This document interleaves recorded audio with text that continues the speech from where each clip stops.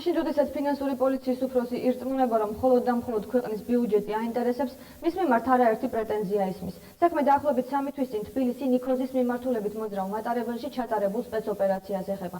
დაშინებული მოწმეები, გაქცეული კონტრაბანდისტები და იძულებით დაწერილი ჩვენებები. გორის რაიონულ სასამართლოში დღეს მატარებლის იმ გამცილებლების საქმის განიხილავდნენ, რომელთაც ბრალად დანაშაულის ხელის შეწყობა ედება. გორის რაიონულ სასამართლოში დღეს დაკავებული გიორგი ლომიტაშვილისა და მერაბ ზარიქაძის სასამართლო პროცესი გაიმართა.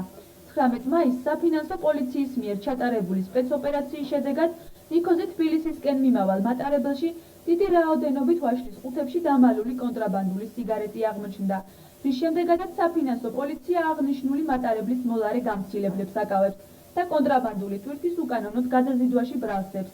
დაკავებულების ახლობლები აცხადებენ, რომ გიორგი ლომიტაშვილი და მერაბ ზარიქაძე უკანონოდ არიან დაკავებულები. საფინანსო პოლიცია სროვლებით, ყვილით, წივილ-კივილით, ხალხის დაშინებით დააწერიეს 1000 უბედურობა და მოიყვანეს სასამართლო საქმე. ზიან 3 თვე ნახევარი უკანონოდ ზიან. 19-ში გაუვიდა 3 თვე და მაინც ჯერჯერობით არ გამოუშვია. თქვენ როგორ ფიქრობთ ამდენად? აბსოლუტურად უკანონობა, აბსოლუტური უკანონობა საფინანსო სფეროში. ეს ყველა მის რომ მართლებია ჩემი შვილი, მართალია. ყველა მის თელმა გორმაიცის.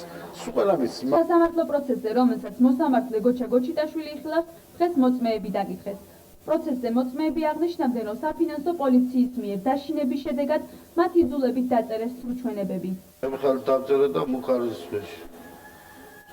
და რას კარნახობდი რა დაწერეთ, რა წერია შიგნით?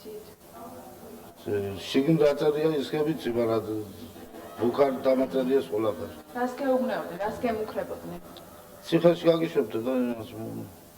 და რა დაწერეთ, აი მუხარის ქვეშ რა დაწერეთ? ვითომ იაშიკებში მოჩანდა სიგარეტი იავნათ, რომ ბლოგებით ეწყო, ბლოგები ქაღალდები იყო ჩაფენილი, შიგნით არაფერი არ ჩანდა. საქმეში არ არსებული მტკიცებულებებზე საუბრობს დაკავებულის ადვოკატიც და პრეტენზიებს საფინანსო პოლიციის მიმართ გამოთქვამს. იმაჩნია, რომ გამოძიება არ მოიპოვა მათი ასე ვთქვათ ისეთი დოკუმენტები, რომლებიც გაამართლებდნენ ჩემი დაცვის ქვეშ ყოფების უფლებებს, პიროვნებებს. ამდენად დააკავეს უსაფუძვლოდ და უსაფუძვლოდ შეუფარდეს წინასწარი რა თქმა უნდა, საფინანსო პოლიციის მიერ არიან დაკავებულები. თუმცა მე ასე ზედაპირულად რო თქვა, მიმაჩნია, რომ ვიღაც უნდა დაეკავებინათ და ეს ვიღაცის ხელფლი აღმოჩნდნენ ჩემი დაცვის ყოფები. ისე რომ საქმეში არავითარი მტკიცებულება არ არის. პროცესზე წარმოდგენილი მტკიცებულებები, როგორც პროკურორი აღნიშნავს, საკმარისია იმისათვის, რომ სისხლის სამართლის საქმე აღიძრას.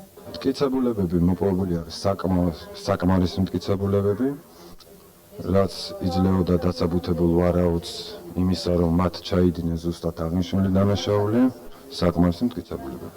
შული დანაშაულისათვის გათვალისწინებული არის თავისუფლების აღკვეთა 5-დან 10 წლამდე ვადით. როგორც ახლობლები აცხადებენ, გიორგი ლომიტაშვილი და მერაბ ზარიქაძე ფინანსური პოლიციის მიერ უკანონო დაკავების მსხვერპლი გახდნენ.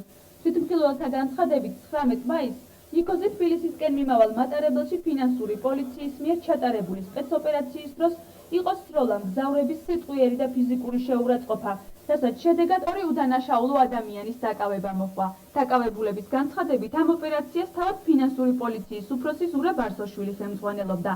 სასამართლო პროცესი დღეს რამდენიმე კვირით გადაიდო, თუმცა დაკითხავენ თუ არა ფინანსური პოლიციის ხელმძღვანელს ზურაბ არსოშვილს ეს გაურკვეველია. გაურკვეველია ისიც, რამდენად ავალდებულებს კანონი მოლარე გამცილებლებს თითოეული მგზავრის ტვირთის შეამოწმონ. ყოველივე ამ საკითხზე მომავალ პროცესზე იმსჯელებენ.